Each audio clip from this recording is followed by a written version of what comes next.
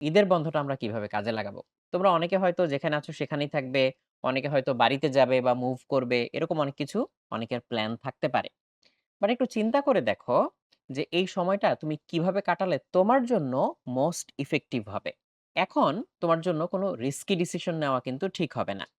যেমন হ্যাঁ, ঈদের দিন তুমি এনজয় করতেই পারো। ঈদের সকালে উঠে সবার সাথে তো দেখা সাক্ষাৎ করবে, ঈদের নামাজ পড়তে যাবে বা একটু এনজয় তো করবেই। কিন্তু সেটা যাতে তোমার মাথায় থাকে যে আমার সামনে এক্সাম, সো আমি যাতে এই সময়টা একেবারে নষ্ট করে না ফেলি বা এমনভাবে সময় না কাটাই যার জন্য পরের কয়েকদিন আমার পড়ায় মনোযোগ ফিরিয়ে আনতে যাতে কষ্ট হয়, এরকম কোনো কিছু যাতে আমরা না করি। দরকার হলে যদি পারা যায় ঈদের দিন বিকাল থেকেই বা সন্ধ্যা থেকেই তুমি আবার পড়া শুরু করে দাও। হয়তো আশেপাশে অনেকে অনেক কথা বলতে পারে, বাট এইটুকু স্যাক্রিফাইস তোমাকে কিন্তু করতেই হবে। বিকজ এসএসসি পরীক্ষাটা অনেক লেয়ারে কিন্তু গুরুত্বপূর্ণ। নট জাস্ট এসএসসি পরীক্ষার রেজাল্ট ইটসেলফ এই কারণে, এসএসসি পরীক্ষার রেজাল্ট যদি ভালো হয়, তার উপরে নির্ভর করে তোমার একটা ভালো কলেজ হবে। সেই কলেজে ভালো পড়াশোনা হলে এরপরে তোমার একটা ভালো ভার্সিটিতে যাওয়ার একটা সুযোগ তৈরি হবে। সো এই জিনিসগুলো কিন্তু তোমাকে বুঝে শুনে মেইনটেইন করতে হবে। কাজেই কেউ কিন্তু এই জিনিসটা মিস করো না। দরকার হলে ঈদের দিন বিকাল থেকে বা ঈদের দিন রাত থেকেই তুমি আবার হচ্ছে পড়াশোনা শুরু করে দাও। আর এর আগে পরেও তো বন্ধ আছে, তাই না? সো বন্ধের সময় একটা জিনিস যেটা হয়, যেহেতু এই সময়ে হচ্ছে তোমার মডেল টেস্টও নাই, তুমি বাসায় থাকবে। ঠিক সেরকমভাবে তোমাকে রুটিনে ফেলার বা বাধ্য করার কিন্তু কেউ নাই, এক্সেপ্ট বাবা-মা বা অভিভাবক। যে পরীক্ষার একটা রুটিন থাকলে তো আমরা নিজেরাই বাধ্য হই এই জিনিসগুলো হচ্ছে করতে বা পরীক্ষা দিতে বা পড়াশোনা করতে। সেটা যেহেতু নেই, এই সময়টায় অনেকের কিন্তু অভ্যাসটা চেঞ্জ হয়ে যায়, রুটিনটা চেঞ্জ হয়ে যায়, হ্যাবিটটা চেঞ্জ হয়ে যায়। এইটার কিন্তু একটা হচ্ছে ব্যাড ইফেক্ট আছে। কেমন আমি বলি? যেমন ধরো, তোমার যে এক্সাম হবে, আমি যদি একটু রুটিনটার দিকে তাকাই, তোমার যে বোর্ড এক্সাম হবে, সেখানে আমি দেখতে পাচ্ছি যে সময় দেওয়া হচ্ছে সকাল ১০টা থেকে ১টা পর্যন্ত। সকাল ১০টায় শুরু হবে, ১টায় শেষ হবে।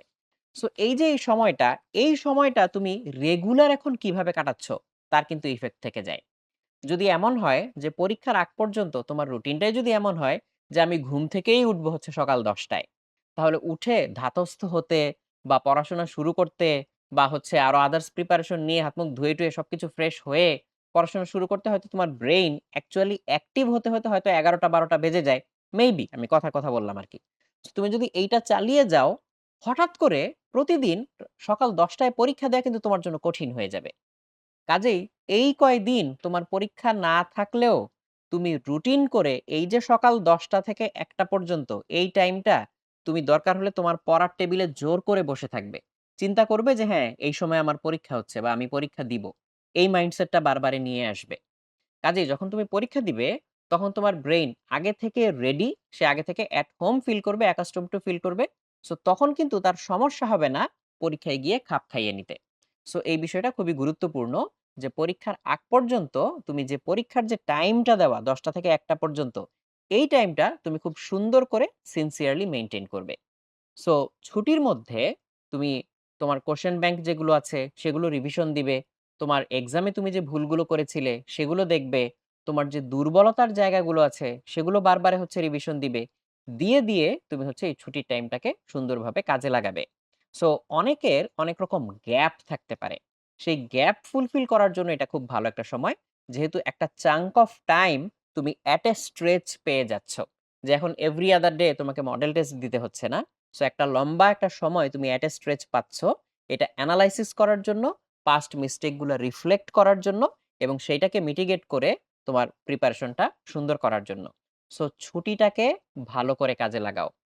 এবং মন খারাপ করার কিছু নাই যে আমি তো ঈদে ইনাফ এনজয় করতে পারলাম না। অনেক জায়গায় ঘুরতে যেতে পারলাম না।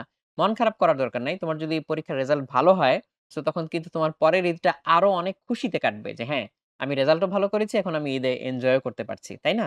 সো ইনশাআল্লাহ সবার জন্য এটাই কামনা থাকবে।